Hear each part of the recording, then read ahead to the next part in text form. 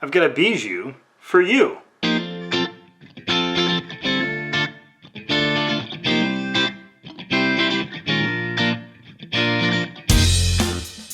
Hello and welcome to Intoxicated Masculinity. If it's Wednesday, we have a cocktail video coming at you. We have finished our bitterly cold February, but I had kind of an interesting experience. I found Dr. Siegert's Angostura Bitters book. It was actually originally a pamphlet online. I've talked about these before a little bit. There's a lot of these old things that are now in the public domain, and you can oftentimes go online and find these just photocopied versions for, I think this was like $10 or something like that. And I found a cocktail in here that I thought was kind of interesting called the Bijou Cocktail, which actually doesn't come from there originally. It comes from Harry Johnson's Bartender's Manual. If you're looking for this yourself, this is the 1900 print version, not the original 1888 version of the cocktail book. And it was interesting because it looks very much like a Negroni or a Boulevardier with a substitution. And I thought that, since I like the Negroni and I like the Boulevardier, it would be interesting to do sort of a different spin on those until I realized this cocktail actually predates the Negroni and the Boulevardier. So that means I had to do it on this channel. Again, cocktail was created in sometime before 1900. It first appears in 1800 in Harry Johnson's Bartender Manual, so it's presumably created sometime shortly before that. But that's about all the history you need to know about this cocktail. Let's actually make it. So we've got our ingredients on the table, and as you can see, if you are familiar with the Negroni, we have our familiar Mr. Gin and Mr. Sweet Vermouth. However, Mr. Campari has been replaced with green Chartreuse. I think that's going to be a very different flavor profile, while again being sort of very similar to a Negroni. So, we're going to start off with just one big dash of our orange bitters, and then everything else, just like the Negroni, is going to be equal parts. Now there are some other versions of this which require different ratios, but that's what the original asked for, and that's what I'm going to do. So we got our sweet vermouth. I'm going to toss in 1 ounce. The recipe specifically calls for, and the original recipe specifically calls for Plymouth Gin, so that's what we're going to use. And also 1 ounce. And finally, separating from the Negroni, we're going to toss in 1 ounce of green Chartreuse.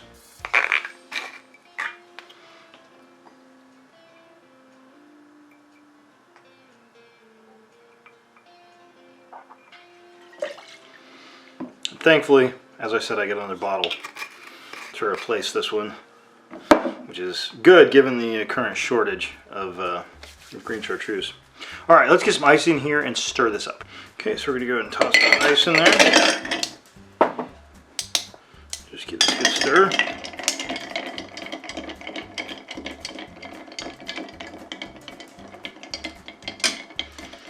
I get a couple of these sort of larger goblet style mixing glasses, and for some reason I just like them better than the traditional ones.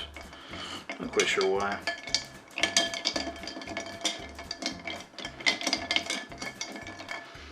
Alright, and once you get that nice and chilled down, we're going to pour that. Now this actually calls for a cocktail glass. I kind of like, since this is sort of similar to a Negroni, I'm going to go ahead and put this in a rocks glass with a large cube.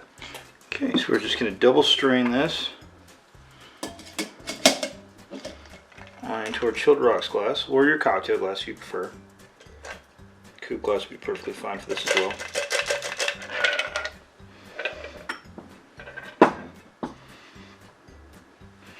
Toss in 1 cube there. Now it calls for a lemon peel to be expressed over the glass, and then to be topped with same said lemon peel and a cherry. So let's see if we can't get one.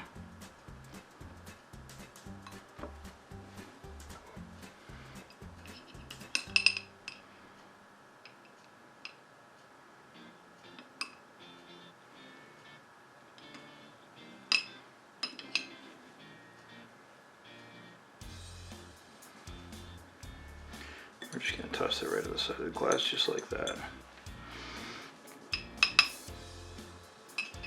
And there you have your Bijou Cocktail.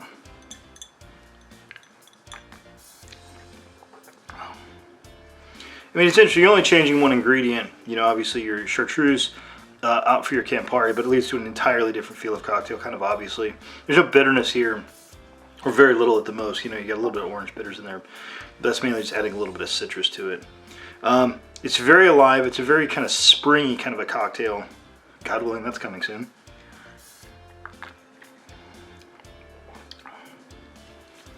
Yeah, gin and Chartreuse work well together because they're both kind of very herbal, and your sweet vermouth is bringing that sort of a little bit sweeter flavor, and you know, obviously the citrus from your orange bitters.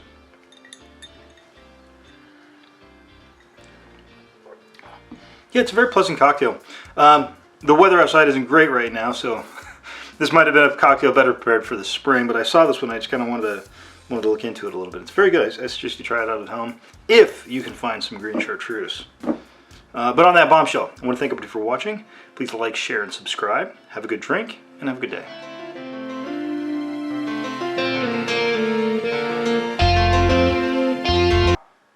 That sounded threatening.